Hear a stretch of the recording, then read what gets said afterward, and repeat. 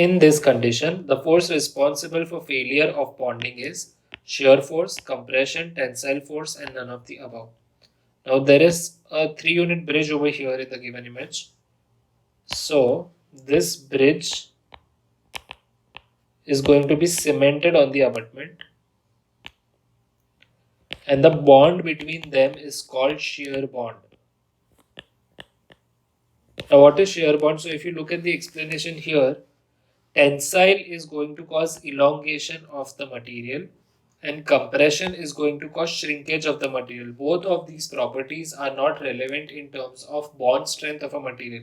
The bond strength of a material is determined by the shear force, that is the surface force of that cement.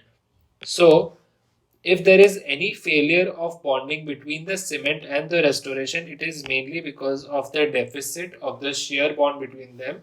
Therefore, shear force causes the failure of bond between the bridge and the abutment.